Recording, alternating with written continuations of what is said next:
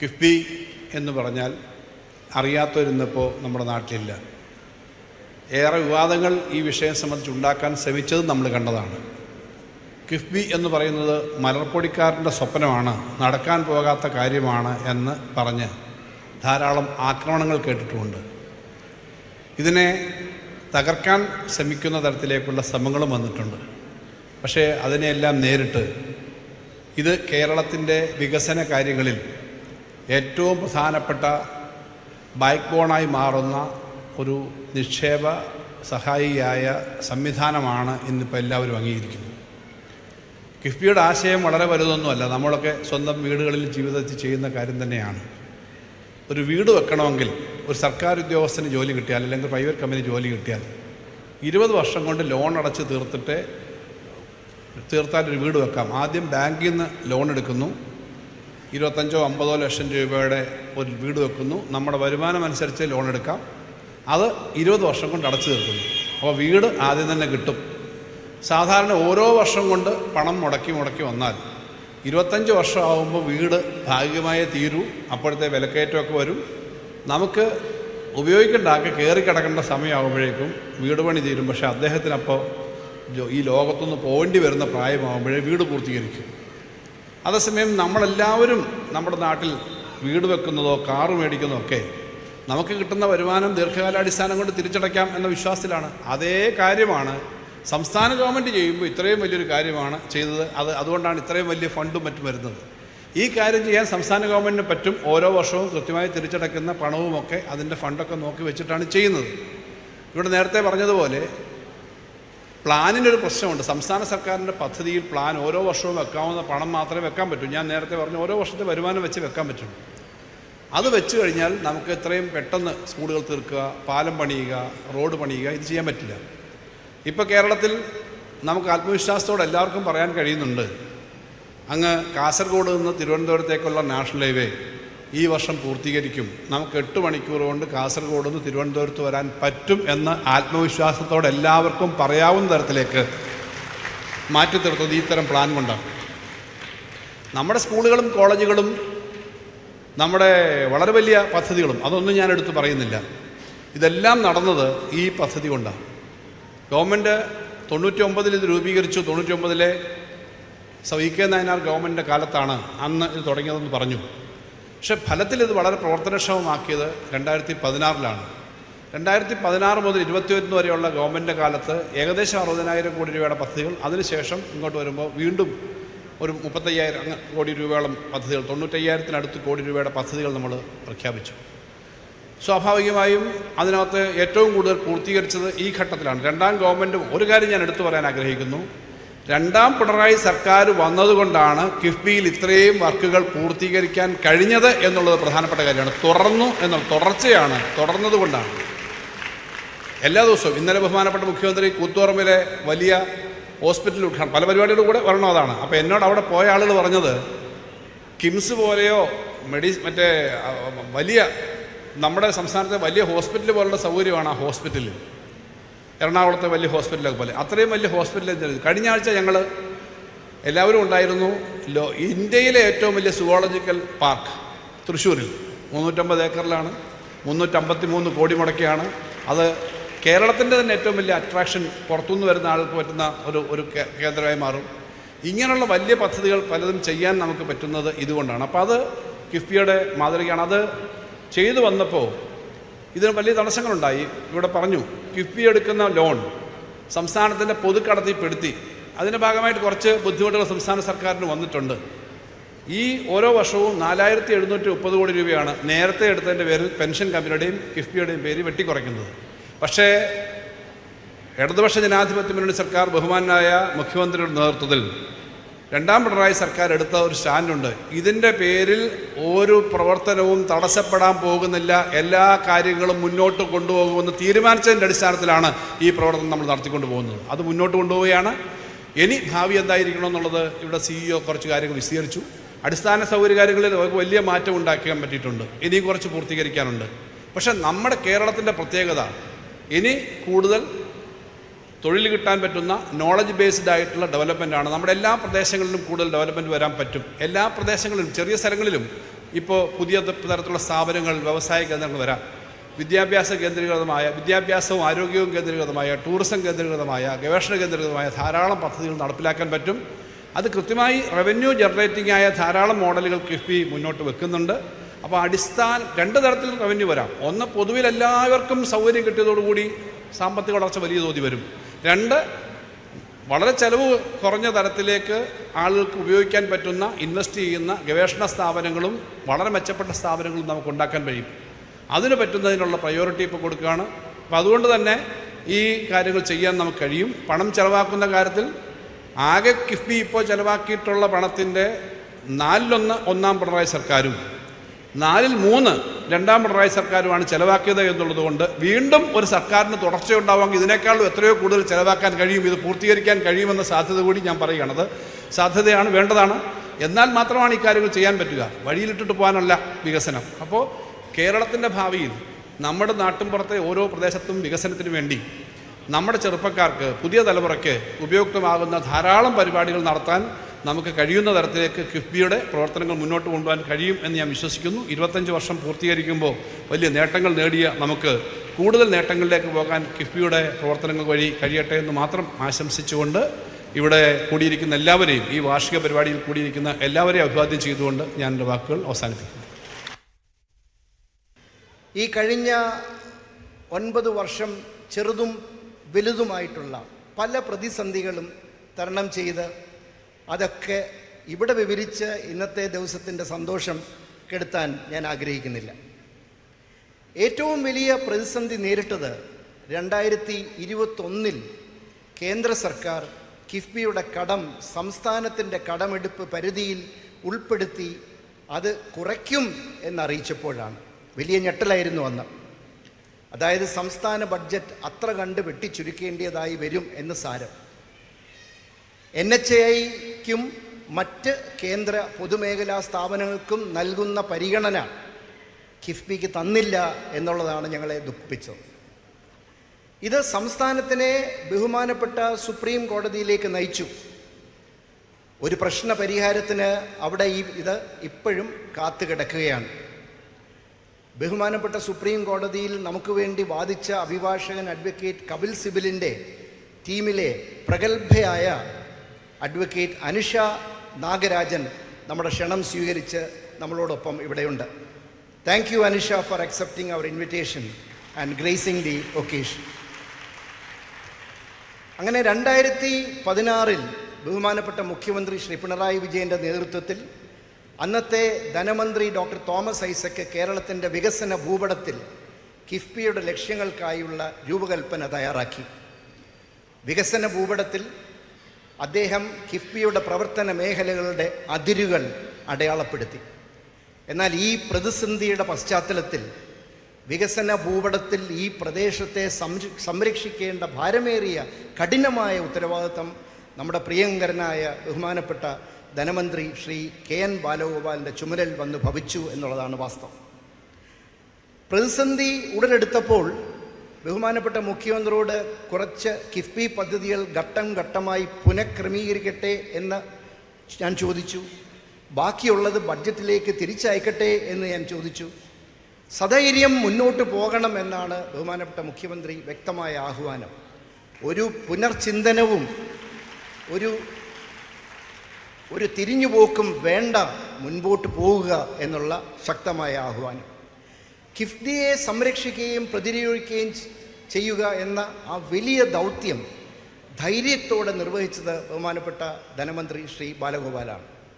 മക്കളെ പോറ്റാൻ അരയിൽ അരക്കെട്ട് മുറുക്കി ആഹാരം ത്യജിക്കാം എന്ന് തീരുമാനിക്കുന്ന അമ്മമാരുണ്ട്. അവരെ പോലെ ബഹുമാന്യനായ ശ്രീ ബാലഗോപാൽ കിഫ്ബിക്ക് ഒരു ദോഷവും സംഭവിക്കാതിരിക്കാൻ ശ്രദ്ധിച്ചു. അദ്ദേഹം അതിന് തയ്യാറായിരുന്നില്ല എങ്കിൽ ഇത്ര സന്തോഷത്തോടെ അഭിമാനത്തോടെയും രജത ജൂബിലി ആഘോഷിക്കാൻ നമുക്കിന്ന് കഴിയുമായിരുന്നില്ല എന്ന് കരുതുന്നു. ഇന്ന് ഞാൻ നവകേരള ദർശനവും കിഫ്ബിയും എന്ന വിഷയത്തിനെക്കുറിച്ച് ചില ചിന്തകളാണ് പങ്കുവെക്കാനായിട്ട് എന്നെ ഏൽപ്പിച്ചിരിക്കുന്നത്. നവകേരളം എന്ന് പറയുന്നത് ഒരു പുതിയ ആശയമല്ല. വാസ്തവത്തിൽ അത് ഒരൊറ്റ ആശയവുമല്ല, ആശയങ്ങളുടെ ഒരു കൂമ്പാരമാണ്, ആശയങ്ങളുടെ ഒരു ശേഖരമാണ്. ചിലത് ചെറുത്, ചിലത് വലുത്, ചിലത് വ്യക്തതയുള്ളത്, ചിലത് വ്യക്തതയില്ലാത്തത്.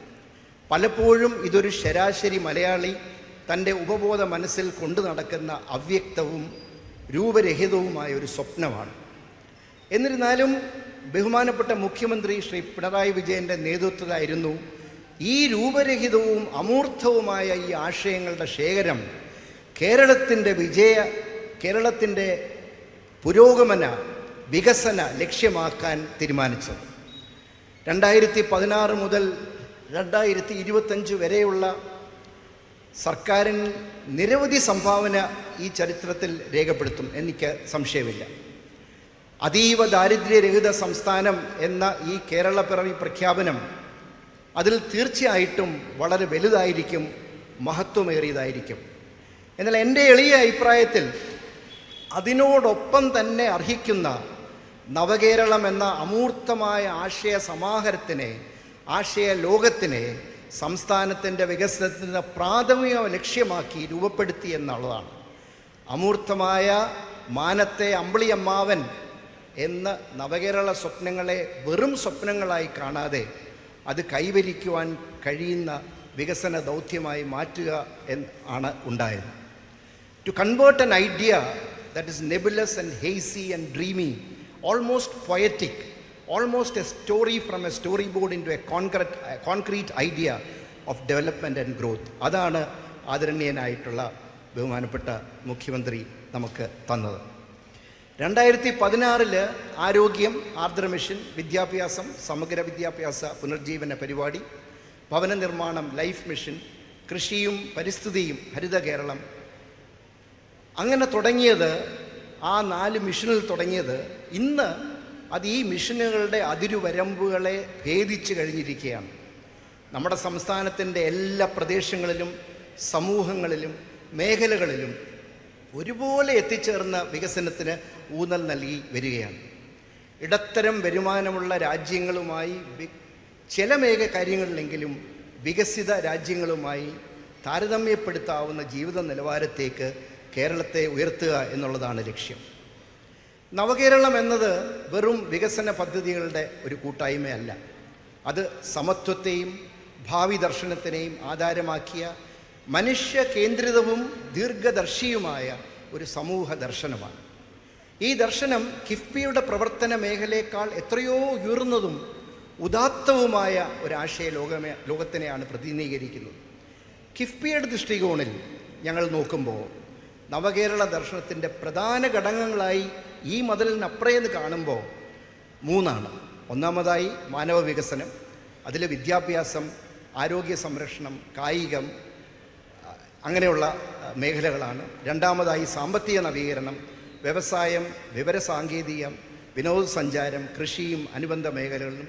മൂന്നാമതായി സുസ്ഥിര അടിസ്ഥാന സൗകര്യം, ഗതാഗതം, ജലപാത ഗതാഗതം, കുടിവെള്ള പദ്ധതികൾ, ഊർജം. അങ്ങനെ വികസന സാഹിത്യത്തിൽ, ഇൻ ദ ഡെവലപ്മെൻറ്റ് ലിറ്ററേച്ചർ, ഒരു കോൺസെപ്റ്റ് ഉണ്ട്. ആ concept critical mass of development എന്നുള്ളതാണ്. ആ ഒരു ആശയം യഥാർത്ഥത്തിൽ ഭൗതിക ശാസ്ത്രത്തിൽ നിന്ന് കടമെടുത്തിട്ടുള്ളൊരു ആശയമാണ്.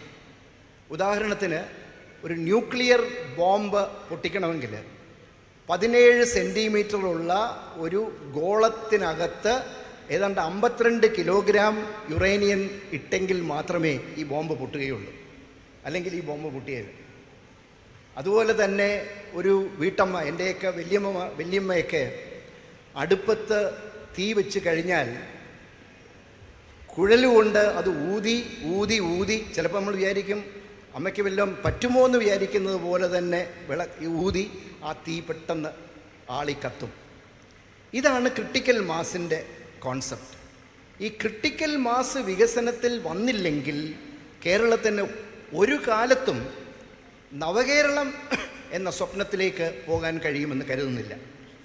ഞാനിത് പറയാൻ കാര്യം, ഒരു 10-20 സ്കൂള് ഒരു സർക്കാർ ഒരു വർഷം ചെയ്താൽ, ഒരു 100 പ്രൈമറി സ്കൂൾ ഭംഗിയാക്കിയാൽ, ഒരു 8-10 കോളേജിൽ അതിൻ്റെ ലാബോറട്ടറിയും എല്ലാം തന്നെ മെച്ചപ്പെടുത്തിയാൽ നവകേരളത്തിലേക്കുള്ള യാത്ര കുറച്ചുകൂടെ എളുപ്പമാവും. പക്ഷേ കാര്യമായിട്ട് നമ്മളവിടെ എത്തുകയില്ല.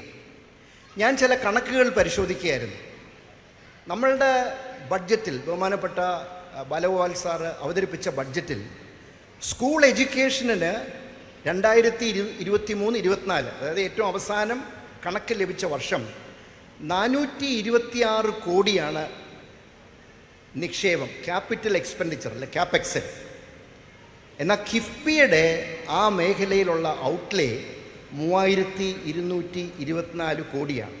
ഇതിൻ്റെ അർത്ഥം സ്കൂൾ മേഖലയിൽ 8 വർഷം കൊണ്ട് ചെലവിടുന്ന അല്ലെങ്കിൽ 8 വർഷം കൊണ്ട് നേടുന്ന കാര്യങ്ങളാണ് കിഫ്ബിയുടെ പദ്ധതിയിൽ നടപ്പാക്കാനായിട്ട് ശ്രമിക്കുന്നത്.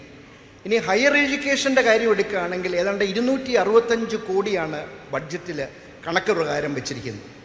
എന്നാൽ അതിൻ്റെ ചിലവ് 2488 കോടിയാണ്, 9 ഇരട്ടി. സ്പോർട്സിലാണെങ്കിൽ വളരെ ഒരു സാഹചര്യം 34 കോടിയാണ് സ്പോർട്സിൽ വെച്ചിരിക്കുന്നത്. പക്ഷെങ്കിൽ കിഫ്ബിയിൽ 921 കോടിയാണ്. അതായത് 27 വർഷം കൊണ്ട് സ്പോർട്സ് മേഖലയിൽ ഉണ്ടാക്കാവുന്ന പുരോഗതിയാണ് കിഫ്ബിയുടെ ധനസഹായത്തോടുകൂടി സർക്കാർ ചെയ്തു തീർക്കാൻ ആ മേഖലയിൽ ശ്രമിക്കുന്നത്. ഹെൽത്തിലാണെങ്കിൽ 322 കോടി വെച്ചിരിക്കുന്ന ഔട്ട്ലേ 6528 കോടി. അതായത് 20 വർഷം കൊണ്ട് ചെയ്തു തീർക്കാൻ പറ്റുന്ന കാര്യങ്ങളാണ് കിഫ്ബി വഴി ചെയ്യാൻ ശ്രമിക്കുന്നത്. ഇതുപോലെ തന്നെ പബ്ലിക് വർക്ക് 24 വർഷം കൊണ്ട് ചെയ്യാൻ ശ്രമിക്കുന്ന കാര്യങ്ങളാണ്. ഇൻഡസ്ട്രീസ് 31 വർഷം കൊണ്ട് ചെയ്യാൻ ശ്രമിക്കുന്ന കാര്യങ്ങളാണ്.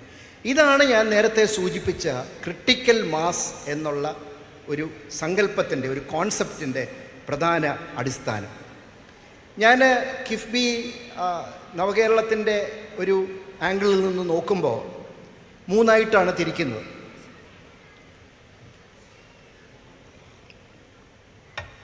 ഒന്ന് വിദ്യാഭ്യാസം, ആരോഗ്യം, കായിക രംഗം. ഇവിടെ ധാരാളം പദ്ധതികളുണ്ട്. ആ പദ്ധതികളൊന്നും ഞാൻ വിവരിക്കാൻ ഇപ്പോൾ ഉദ്ദേശിക്കുന്നില്ല. കുറച്ചൊക്കെ നമുക്ക് ഈ സ്ലൈഡിൽ നിങ്ങളുടെ മുമ്പിൽ കാണാം. പക്ഷേ എന്നെ സംബന്ധിച്ചിടത്തോളം നമ്മൾ സ്കൂള് വിദ്യാഭ്യാസത്തിലുള്ള 44,500 സ്കൂളും 11,257 ലാബിനെ കുറിച്ചൊക്കെ നമ്മൾ ധാരാളം കേട്ടിട്ടുണ്ട്. മാനവ വികസനത്തിൽ എനിക്ക് ഏറ്റവും കൂടുതൽ പ്രതീക്ഷ തരുന്നത് കിഫ്ബിയുടെ ഒരു ഉദ്യോഗസ്ഥൻ എന്നുള്ള നിലയ്ക്ക് ഉന്നത വിദ്യാഭ്യാസത്തിൽ നടത്താൻ പോകുന്ന കാര്യങ്ങളാണ്. ഉന്നത വിദ്യാഭ്യാസത്തിൽ നമ്മൾ മുടക്കുന്നത് 2227 കോടി. അറിവിനെ ആധാരമാക്കിയ ഒരു സമ്പദ് വ്യവസ്ഥയുടെ അടിസ്ഥാന സൗകര്യ സൃഷ്ടി എല്ലാം സർക്കാർ കോളേജുകളിലും എയ്ഡഡ് കോളേജുകളിലും സ്കിൽ ലാബുകൾ, ഇതൊന്നും ചെറിയ കാര്യമല്ല. ഞാൻ കേരള യൂണിവേഴ്സിറ്റിയുടെ വൈസ് ചാൻസലറായിട്ട് ഏതാണ്ട് 1 വർഷം പ്രവർത്തിച്ചു. എല്ലാ യൂണിവേഴ്സിറ്റിയിലും കുറഞ്ഞത് 3-4 മാസമെങ്കിലും പ്രവർത്തിച്ചിട്ടുണ്ട്. അവരുടെ ഹോസ്റ്റലുകളുടെ പ്രശ്നങ്ങളും വിഷമങ്ങളും, പ്രത്യേകിച്ച് ലേഡീസ് ഹോസ്റ്റൽസിൻ്റെ പ്രശ്നങ്ങളും വിഷമങ്ങളും കണ്ട് മനസ്സിലാക്കി കംപ്ലയിൻറ്റ്സ് സ്വീകരിച്ചിട്ടുള്ള ഒരാളാണ്. ഹോസ്റ്റൽ ഇൻഫ്രാസ്ട്രക്ചർ പ്രോഗ്രാമിൽ കിഫ്ബി വഴി നടക്കാൻ പോകുന്നത് 4000-ലധികം ബെഡ്സാണ് നമ്മുടെ യൂണിവേഴ്സിറ്റിയിലെ വിദ്യാർത്ഥികൾക്ക് ചെയ്യാൻ പോകുന്നത്. എല്ലാ യൂണിവേഴ്സിറ്റിയിലും കേരള സർവകലാശാല, ക്യുസാറ്റ്, വെറ്റിനറി യൂണിവേഴ്സിറ്റി, സംസ്കൃത സർവകലാശാല, അബ്ദുൽ കലാം ടെക്നോളജിക്കൽ യൂണിവേഴ്സിറ്റി, ഇവിടെ എല്ലാം തന്നെ വൻ നിക്ഷേപങ്ങളാണ് നമ്മൾ നടത്താനായിട്ട് ഉദ്ദേശിക്കുന്നത്. അതുപോലെ തന്നെ ഞങ്ങളൊക്കെ കോളേജുകളിൽ പഠിക്കുമ്പോൾ ഒരു വലിയൊരു കുറവ് പറഞ്ഞിരുന്നത് ട്രാൻസ്ലേഷണൽ റിസർച്ച് സെൻ്ററുകളില്ല. എന്താണ് ഈ ട്രാൻസ്ലേഷണൽ റിസർച്ച് സെൻ്റർ? കുട്ടി ചെയ്യുന്ന റിസർച്ച്, കുട്ടികൾ പഠിക്കുന്ന കാര്യങ്ങൾ അത് പരിവർത്തനപ്പെടുത്തി അത് സമൂഹത്തിന് വേണ്ടുന്ന കാര്യങ്ങളായിട്ട് മാറ്റുവാനായിട്ടുള്ള സാഹചര്യങ്ങളില്ലാത്തതാണ് നമ്മുടെ വിദ്യാഭ്യാസ രീതിയുടെ ഏറ്റവും വലിയൊരു കുറവ്. അത് ഈ ഹയർ എഡ്യൂക്കേഷൻ, സർക്കാർ ഹയർ എഡ്യൂക്കേഷൻ ഡിപ്പാർട്ട്മെൻറ്റിൽ ട്രാൻസ്ലേഷണൽ റിസർച്ച് സെൻറ്റർ വഴി ചെയ്യുന്നത് വഴി അതിനൊരു വലിയ ഒരു പരിഹാരം ഉണ്ടാകും. അതുപോലെ സെൻറ്റർ ഫോർ എക്സലൻസ് അടുത്ത തലമുറയ്ക്ക് വേണ്ടുന്ന പ്രതീക്ഷ നൽകുന്ന കാര്യങ്ങളാണ്. അത് nano technology, astrophysics, nutraceuticals, microbiome, neuro degeneration, അങ്ങനെയുള്ള വിവിധ മേഖലകളിലാണ് നിക്ഷേപം നടന്നുകൊണ്ടിരിക്കുന്നത്. ഭാവിയിലെ സർവകലാശാലകൾ, universities of the future, higher education for the future, ഇതാണ് സർക്കാർ നടത്തിക്കൊണ്ടിരിക്കുന്നത്. അതുപോലെ കായികവും യുവജന കാര്യങ്ങളും ഞാൻ നേരത്തെ സൂചിപ്പിക്കുകയുണ്ടായി. അവിടെ വലിയ സ്റ്റേഡിയംസ്, 25-ലധികം പുതിയ സ്റ്റേഡിയംസ് വരികയാണ്. ഞങ്ങളുടെയൊക്കെ കോളേജ് ദിനങ്ങളിൽ ആകെക്കൂടെ ഒരു ആസ്ട്രോ ടർഫിൽ വന്ന് ഓടണമെങ്കിൽ അത് യൂണിവേഴ്സിറ്റി കോളേജിലോ അല്ലെങ്കിൽ യൂണിവേഴ്സിറ്റി സ്റ്റേഡിയത്തിലോ അല്ലെങ്കിൽ പിൽക്കാലത്ത് പോലീസ് സ്റ്റേഡിയത്തിലോ വന്നെങ്കിൽ മാത്രമേ കഴിയുള്ളൂ. ഇന്ന് കേരളത്തിൻ്റെ എല്ലാ ജില്ലയിലും കുറഞ്ഞത് 2-3 സ്റ്റേഡിയംസ് ടർഫിട്ട് നമ്മുടെ കുട്ടികൾക്ക് വേണ്ടി റെഡിയായി നടന്നുകൊണ്ടിരിക്കുകയാണ്. പിന്നെ മറ്റ് പ്രതീക്ഷ തരുന്ന ഒരു വലിയ മേഖലയാണ് ആരോഗ്യ സംരക്ഷണം. ഈ ആരോഗ്യ സംരക്ഷണത്തിൽ എല്ലാ മെഡിക്കൽ കോളേജിലും വൻ നിക്ഷേപങ്ങളാണ് നടക്കുന്നത്. വൻ നിക്ഷേപങ്ങൾ. നമ്മുടെ സമൂഹത്തിൽ ഇന്ന് ഏറ്റവും പ്രശ്നം കണ്ടുവരുന്ന ഒരു മേഖല ക്യാൻസർ ട്രീറ്റ്മെൻറ്റാണ്. ഒരുപാട് പാവപ്പെട്ട കുടുംബങ്ങൾ ക്യാൻസർ ട്രീറ്റ്മെൻറ്റ് അഫോർഡ് ചെയ്യാൻ വയ്യാതെ മരണത്തിലേക്ക്, ചില സന്ദർഭങ്ങളിൽ അത് ആത്മഹത്യയിലേക്ക് വരെ പോകുന്നുണ്ട്. ഈ ക്യാൻസർ കെയറിന് പുതിയൊരു മാനമാണ് ഇനി കേരളത്തിൽ കിട്ടാൻ പോകുന്നത്. RCC 60 വർഷത്തിൻ്റെ പാരമ്പര്യമുണ്ട്. അതുപോലെ തന്നെ വലിയ രീതിയിൽ വികസിച്ചുകൊണ്ടിരിക്കുന്ന മേഖലകളാണ് മലബാർ ക്യാൻസർ സെൻറ്റർ. അതിനെ ഒരു ഓങ്കോളജിയിൽ ഒരു പോസ്റ്റ് ഗ്രാജുവേറ്റ് ഇൻസ്റ്റിറ്റ്യൂട്ടായിട്ട് മാറ്റപ്പെടുകയാണ്. Kochi cancer centre. ഈ 3 ക്യാൻസർ സെൻറ്റേഴ്സും കേരളത്തിൽ വന്നു കഴിയുമ്പോൾ കേരളത്തിന് കൃത്യമായിട്ടും ക്യാൻസർ കെയർ ഒരു ഭീഷണിയല്ലാതെ ജനങ്ങൾക്ക് സേവനം നൽകുവാൻ കഴിയുമെന്ന് ഞാൻ പ്രതീക്ഷിക്കാം. ഇതൊന്നും പോരാഞ്ഞിട്ട് ആലപ്പുഴയിൽ കിഫ്ബി ധനസഹായത്തോടു കൂടി ഒരു ഓങ്കോളജി പാർക്കും കൂടെ ഉണ്ടാക്കുന്നുണ്ട്. എന്താണ് ഈ ഓങ്കോളജി പാർക്ക്? വില കുറച്ച് മരുന്നുകൾ ഉൽപ്പാദിപ്പിച്ച് ആ വില അഫോർഡ് ചെയ്യാൻ പറ്റുന്ന, സാധാരണക്കാരന് അഫോർഡ് ചെയ്യാൻ പറ്റുന്ന മരുന്നുകൾ ക്യാൻസർ കെയറിൻ്റെ കൊടുക്കുക എന്നുള്ളതാണ് ലക്ഷ്യം. മറ്റൊരു കാര്യം എടുത്തു പറയേണ്ടത്, കണ്ണൂരിൽ വളരെ പെട്ടെന്ന് തന്നെ കെട്ടിട നിർമ്മാണം പൂർത്തിയാക്കിക്കൊണ്ടിരിക്കുന്ന ഇൻ്റർനാഷണൽ ആയുർവേദ റിസർച്ച് ഇൻസ്റ്റിറ്റ്യൂട്ടാണ്. നവകേരളത്തിൻ്റെ 2ാമത്തെ തൂണായ സാമ്പത്തിക നവീകരണം. അതിൽ ധാരാളം കാര്യങ്ങളുണ്ട്. അതിൽ ഇൻഡസ്ട്രിയൽ പാർക്സ്, ഞാൻ നേരത്തെ പറഞ്ഞു, ഇൻഡസ്ട്രീസ് വകുപ്പ് 34 വർഷം കൊണ്ട് ചെയ്യുന്ന കാര്യങ്ങളാണ് ഈ വരുന്ന 2-3 വർഷം കൊണ്ട് ചെയ്യാൻ പോകുന്നത്. 16,527 കോടി സംസ്ഥാനത്തിൻ്റെ വ്യാവസായിക വളർച്ചയ്ക്ക് ലക്ഷ്യം വെച്ചുകൊണ്ട് ചെയ്യുകയാണ്. അതിൽ കൊച്ചി ബാംഗ്ലൂർ വ്യവസായ ഇടനാഴി, ഗ്ലോബൽ സിറ്റി വരുന്നുണ്ട്. ഹിന്ദുസ്ഥാൻ ന്യൂസ് പ്രിൻ്റ് ലിമിറ്റഡ് ഭൂമിയിൽ നിന്ന് കിഫ്ബി വഴി അവിടെ വാങ്ങിയ ഭൂമിയിൽ കേരള പേപ്പർ പ്രോഡക്റ്റ് ലിമിറ്റഡ് വളരെ വേഗത്തിൽ നല്ല രീതിയിലേക്ക്, ലാഭകരമായ രീതിയിലേക്ക് പ്രവർത്തിച്ച് തുടങ്ങിയിരിക്കുകയാണ്. അതുപോലെ തന്നെ അതേ ഭൂമിയിൽ ഇന്നാഗുറേഷനിലേക്ക്, ഉദ്ഘാടനത്തിലേക്ക് കെട്ടിടങ്ങൾ തയ്യാറായിക്കൊണ്ടിരിക്കുന്ന കേരള റബ്ബർ ലിമിറ്റഡും ഉണ്ട്. വിഴിഞ്ഞം, കൊല്ലം, പുനലൂർ വളർച്ചാ ത്രികോണം കേരളത്തിൻ്റെ ഗതാഗത ലോജിസ്റ്റിക്സിൽ കിഫ്ബിയിൽ ബഹുമാനപ്പെട്ട ധനകാര്യമന്ത്രിയുടെ ബഡ്ജറ്റിൽ 1000 കോടിയാണ് കിഫ്ബി വഴി മാറ്റിവെച്ചിരിക്കുന്നത്. വലിയ വളർച്ചയ്ക്ക് സാധ്യതകൾ തുറന്നു തരുന്ന ഒരു കാര്യമാണ്. വിളപ്പിൽ ശാലയിൽ ഇലക്ട്രിക് വെഹിക്കിൾ ഇൻഡസ്ട്രിയൽ പാർക്ക് എന്ന മനോഹരമായ ഒരു ആശയം, അതിൻ്റെ പിന്നിൽ വളരെ രസകരമായ, വളരെ ഇൻട്രസ്റ്റിംഗ് ആയിട്ടുള്ളൊരു കഥയുണ്ട്. VSSCയും സീഡാക്കും ടൈറ്റാനിയം ലിമിറ്റഡും ട്രസ് പാർക്കും കേഡിസ്കും കിഫ്ബിയും 6 സ്ഥാപനങ്ങൾ ഒരുമിച്ച് പ്രവർത്തിച്ച് കേരളത്തിൻ്റെ തനതായിട്ടുള്ള ഒരു ബാറ്ററി വികസിപ്പിച്ചെടുത്തു എന്ന് പറഞ്ഞു കഴിഞ്ഞാൽ അതിന് വലിയൊരു വാർത്താ പ്രാധാന്യം കിട്ടിയിട്ടുമില്ല. പക്ഷേ ഒരു മനോഹരമായൊരു കാര്യമാണ് അവിടെ നടന്നത്. നമ്മുടെ സ്വന്തമായിട്ടുള്ള ഒരു ബാറ്ററി നല്ല രീതിയിൽ വികസിപ്പിച്ച് ഇപ്പോൾ ടൈറ്റാനിയത്തിൻ്റെ ഒരു 9,000 സ്ക്വയർ ഫീറ്റ് ഭൂമി കെട്ടിടം മാറ്റിവെച്ച് അവിടെ അത് ടെൻഡറിലേക്ക് പോയിക്കൊണ്ടിരിക്കുകയാണ്. ഗ്രാഫീൻ പാർക്ക് കേന്ദ്ര സഹായത്തോടെ കുറച്ച് കേന്ദ്ര സഹായ വിഹിതവും കിൻഫ്രയും കൂടെ ചേർന്ന് നടപ്പിലാക്കുന്ന ഗ്രാഫീൻ പാർക്ക്. വിവരസാങ്കേതിക മേഖല എടുക്കുകയാണെങ്കിൽ നിങ്ങൾക്കെല്ലാം ഇപ്പം സുപരിചിതമായിട്ടുള്ള കേരള ഫൈബർ ഓപ്റ്റിക് നെറ്റ്വർക്ക് വലിയൊരു ഒരു ഒരു ഒരു പ്രതീക്ഷ നൽകുന്ന പ്രോജക്റ്റാണ്. അതായത് എല്ലാ കുടുംബത്തിനും ഡിജിറ്റൽ ആക്സസ് ഫ്രീ ആയിട്ട് കൊടുക്കണം കൊടുക്കാം എന്നുള്ളൊരു പ്രഖ്യാപനമാണ്. കൂടാതെ ഡിജിറ്റൽ സയൻസ് പാർക്ക്, അങ്ങനെ പല പരിപാടികളുമാണ് ആവിഷ്കരിച്ചിരിക്കുന്നത്. ബഡ്ജറ്റിൽ മറ്റ് വളരെ ഇൻട്രസ്റ്റിംഗ് ആയിട്ടുള്ള മറ്റൊരു പ്രഖ്യാപനം കിഫ്ബി വഴി IT കോറിഡോർ പണിയണം എന്നുള്ളതാണ്. 4 IT കോറിഡോറുകൾ വികസിപ്പിക്കുക. തിരുവനന്തപുരത്തു നിന്ന് കൊല്ലം വരെ, ചേർത്തലയിൽ നിന്ന് കളമശ്ശേരി വരെ, കണ്ണൂരിൽ നിന്ന് കോഴിക്കോട് നിന്ന് കണ്ണൂർ വരെ. ഇതിൻ്റെ ഭൂമി കണ്ടുപിടിച്ച് കഴിഞ്ഞു. അതിൻ്റെ നടപടികളായിട്ട് മുന്നോട്ട് പോകുന്നു.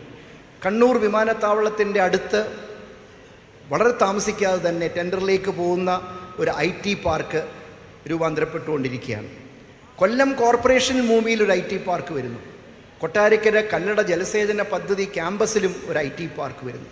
ഞാനിതൊക്കെ സൂചിപ്പിക്കുന്നത് വലിയൊരു മാറ്റമാണ് നമ്മുടെ സമ്പദ്ഘടനയിൽ, നമ്മുടെ സാമൂഹ്യ വികസനത്തിൻ്റെ കാര്യത്തിൽ സംഭവിച്ചുകൊണ്ടിരിക്കുന്നു. വിനോദസഞ്ചാരം ഞാൻ കൂടുതലായിട്ട് അതിനെ ദീർഘിപ്പിക്കുന്നില്ല. ആലപ്പുഴ പൈതൃക പദ്ധതിയുടെ നവീകരണം, തലശ്ശേരി പദ്ധതി, Muzhappilangad 3 star beach resort, Akkulam കായൽ നവീകരണം, കോവളം കൺസ്ട്രക്ഷൻ, മുഴപ്പിലങ്ങാട് ബീച്ച് നവീകരണം എന്നിങ്ങനെ വിവിധ പദ്ധതികളാണ് ചെയ്യുന്നത്. ഇതുപോലെ തന്നെ നവകേരളത്തിൻ്റെ മൂന്നാമത്തെ തൂണായ സുസ്ഥിര പ്രതിരോധശേഷിയുള്ള കേരളത്തിൻ്റെ അടിത്തറ, ഒരുപാട് പ്രോജക്ട്സ് ഉണ്ട്. എല്ലാം പറഞ്ഞു പോകാൻ സമയമില്ല.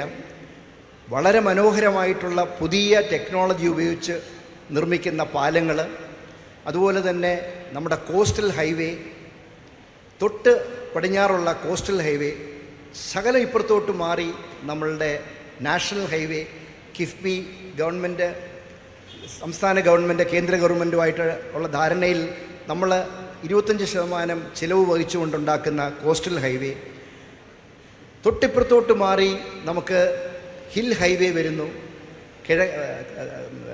പടിഞ്ഞാറ് കിഴക്കൻ സൈഡിൽ ഒരു hill highway, west coast canal മധ്യഭാഗത്തൂടെ വരുന്നു. അപ്പം ഇതൊക്കെ കേരളത്തിൻ്റെ അടുത്ത ഒരു 100 വർഷത്തേക്ക് നമ്മളെ സജ്ജമാക്കുന്ന പദ്ധതികളാണ്.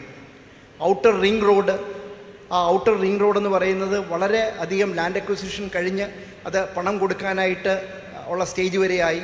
വലിയൊരു മാറ്റമാണ് ഔട്ടർ റിംഗ് റോഡ് കേരളത്തിന് കൊണ്ടുവരാൻ പോകുന്നത്. ഇത് കൂടാതെ ബഡ്ജറ്റിൽ നമ്മൾ വിഭാവന ചെയ്യുന്ന നമ്മുടെ main central road, MC road, നമ്മളെല്ലാം ഉപയോഗിക്കുന്ന MC റോഡ്, അതിൻ്റെ വികസനം അതിൽ ഉൾപ്പെടുന്നു. കൊല്ലം ചെങ്കോട്ട റോഡ്, അതിൻ്റെ വികസനം നമ്മൾ പ്ലാൻ ചെയ്യുന്നു. ഇതെല്ലാം കൂടി വരുമ്പോൾ വലിയൊരു മുന്നേറ്റമാണ് ഈ ഗതാഗത മേഖലയിൽ, ഈ ജലഗതാഗതവും ഗതാഗത മേഖലയിൽ നമുക്ക് സംഭവിക്കാൻ പോണത്. അവസാനം പ്രത്യേകിച്ച് എടുത്തു പറയേണ്ട ഒരു പദ്ധതി ശബരിമല റെയിൽ പദ്ധതിയാണ്. ബഹുമാനപ്പെട്ട മുഖ്യമന്ത്രി മുൻകൈയെടുത്ത് കേന്ദ്ര സർക്കാരുമായിട്ട് ചർച്ച ചെയ്തതിൻ്റെ ഫലമായിട്ട് 50% പണം കിഫ്ബി നൽകിയാൽ ആ പദ്ധതി നടക്കും എന്നുള്ള ഒരു ലെവലിലേക്ക്, ഒരു സ്ഥിതിയിലേക്ക് അത് എത്തിയിരിക്കുകയാണ്.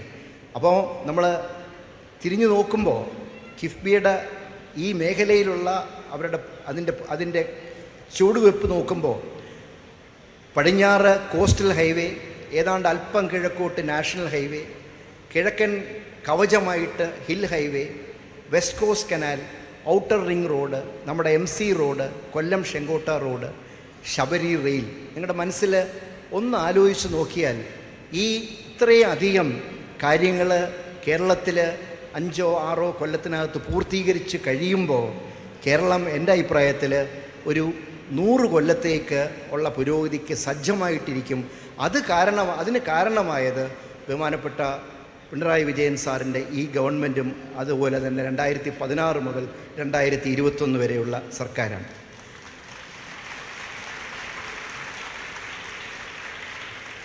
എന്നോട് ചോദിക്കുന്ന ഒരു ചോദ്യമുണ്ട് പലരും, കിഫ്ബിയുടെ കടം നിലനിൽപ്പുള്ളതാണോ? ചീഫ് എക്സിക്യൂട്ടീവ് ഓഫീസർ എന്നുള്ള നിലയ്ക്ക് ഈ ചോദ്യം ഒരുപാട് പ്രാവശ്യം കേൾക്കേണ്ടത് വന്നിട്ടുള്ളതുകൊണ്ട് അതിനെക്കുറിച്ചും 2 വാചകം ഇവിടെ പരാമർശിക്കുന്ന ഉചിതമാകുമെന്ന് കാണുന്നു.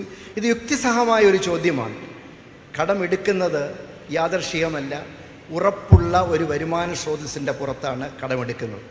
ഇപ്പോൾ നിങ്ങളുടെ മുമ്പിൽ സ്ലൈഡിൽ വരുന്നത് കിഫ്ബി ഉപയോഗിക്കുന്ന അസറ്റ് ലയബിലിറ്റി മാനേജ്മെൻറ്റ് സിസ്റ്റത്തിൻ്റെ ഒരു കോൺസെപ്ച്വലായിട്ടുള്ള ഒരു അവതരണമാണ് നിങ്ങളിപ്പം നിങ്ങളുടെ മുമ്പിൽ സ്ക്രീനിൽ കാണുന്നത്.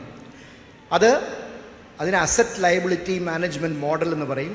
അത് മെഷീൻ ലേണിംഗ്, ആർട്ടിഫിഷ്യൽ ഇൻ്റലിജൻസിനെ ബേസ് ചെയ്തിട്ടുള്ള ഒരു എഞ്ചിനാണ്. അതിൽ നമ്മൾ ഇൻഫ്ലോയും ഔട്ട്ഫ്ലോയും എടുത്ത് ബാലൻസ് ചെയ്ത് അത് 3 കാര്യങ്ങൾക്ക് ശ്രദ്ധ ചെലുത്തും. അതായത് ദ്രവ്യത, കടസേവനം, അതായത് ഡെറ്റ് റീപേയ്മെൻറ്റ് എബിലിറ്റി, ഫണ്ട് വിനിയോഗം, യൂട്ടിലൈസേഷൻ ഓഫ് ഫണ്ട്സ്. അപ്പോൾ ഒരു യൂണിഫൈഡ് വ്യൂ, എപ്പോഴെങ്കിലും കടമെടുക്കുക, തോന്നുമ്പം കൊടുക്കുക എന്നുള്ളതല്ല, ഒരു യൂണിഫൈഡ് വ്യൂ എടുത്ത് മാനേജ് ചെയ്യുന്ന ഒരു സംവിധാനമാണ് കിഫ്ബിക്ക് ഉള്ളത്. ഇപ്പം 3 ഘടകങ്ങൾ എടുത്തു പറയുകയാണെങ്കിൽ, സംയോജിത സാമ്പത്തിക ഒരു ഡേറ്റാ സിസ്റ്റമുണ്ട്, ആർട്ടിഫിഷ്യൽ ഇൻ്റലിജൻസും മെഷീൻ ലേണിംഗും ഉപയോഗിച്ചുള്ള പ്രവചന മാതൃകയുണ്ട് കിഫ്ബിക്ക്. അതുപോലെ തന്നെ നിയമാധിഷ്ഠിത അസറ്റ് ലയബിലിറ്റി സിമുലേഷൻ, അതായത് നമുക്കിപ്പം അല്പം പണം വരാൻ കുറവ് വന്നാൽ നാളെ എങ്ങനെ എന്ത് ചെയ്യണമെന്നുള്ളത് കാണിക്കുന്ന ഒരു വാട്ട് ഇഫ്, അതിന് എഞ്ചിനീയറിങ്ങിൽ സിമുലേഷൻ മോഡൽ എന്ന് പറയും. അതും നമ്മുടെ പക്കം ഉണ്ട്. കിഫ്ബി ഇതിൻ്റെ എല്ലാം ഫലമായിട്ട്, ഗവൺമെൻറ് തരുന്ന പരിപൂർണ പിന്തുണയുടെ ഫലമായിട്ട് ഇന്ന് കിഫ്ബിയുടെ നാഷണൽ റേറ്റിംഗ് AACE എന്ന് പറയും. AA ക്രെഡിറ്റ് എൻഹാൻസ്മെൻ്റ് എന്നാണ് CE എന്നുള്ള വാക്കിന്. അപ്പോൾ നമ്മൾ AA ബോണ്ട് റേറ്റിംഗ് ലഭിച്ച ഒരു സ്ഥാപനമാണ്. അതുപോലെ തന്നെ ടേം ലോൺസ് എടുക്കണമെങ്കിൽ നമുക്ക് A+ credit enhancement CE rating കിട്ടിയതെന്ന്. ഓൾമോസ്റ്റ് AAA തൊട്ട് താഴെയുള്ള ഒരു നിലവാരമാണ് നമുക്ക് കിട്ടിയിരിക്കുന്നത്. അടുത്ത 25 വർഷങ്ങൾ എങ്ങനെയാകും എന്ന് ഇപ്പോൾ പ്രവചിക്കാൻ കഴിയുകയില്ല. തീർച്ചയായിട്ടും കിഫ്ബിക്ക് തുടർന്നും നവകേരള നിർമ്മിതിയിൽ പങ്കാളികളാകാൻ കഴിയും എന്നാണ് ഞങ്ങളുടെയൊക്കെ വിശ്വാസം. പക്ഷേ ഇത്തവണ അതിൻ്റെ മുമ്പോട്ടുള്ള യാത്രയിൽ ഇനി 2 കരുത്തുറ്റ കിഫ്ബി സഹോദര സ്ഥാപനങ്ങളും കൂടി ഉണ്ടാകുമെന്നാണ് തീർച്ച. ഒന്ന് KIIFCON, Kerala infrastructure consultancy private limited ആണ്. അത് വളരെയധികം പ്രോജക്ട്സ് ഇപ്പോൾ കൈകാര്യം ചെയ്യുന്നു. വളരെ പ്രസ്റ്റീജിയസ് ആയിട്ടുള്ള കൊച്ചി സ്മാർട്ട് സിറ്റി പ്രോജക്റ്റ് വളരെ വിജയകരമായിട്ട് പൂർത്തീകരിച്ച് ആ പട്ടണത്തിൻ്റെ ആ കോർപ്പറേഷൻ്റെ അഭിനന്ദനവും മെറിറ്റ് സർട്ടിഫിക്കറ്റും സമ്മാനവും ഒക്കെ ലഭിച്ച കിഫ്കോണിന് ലഭിക്കുകയുണ്ടായി. ഇതുപോലെ തന്നെ വയനാട് ടൗൺഷിപ്പ് പ്രോജക്റ്റ്, അതും നമുക്ക് തീർക്കാൻ കഴിയുമെന്നാണ് കരുതുന്നത്. നമ്മൾ എടുത്തിട്ടുള്ള മറ്റ് പ്രോജക്റ്റുകൾ വെള്ളൂരിൽ വളരെ പെട്ടെന്ന് തന്നെ പൂർത്തിയാവും എന്ന് ഞങ്ങൾ പ്രതീക്ഷിക്കുന്ന കേരള റബ്ബർ ലിമിറ്റഡ് ഉണ്ട്.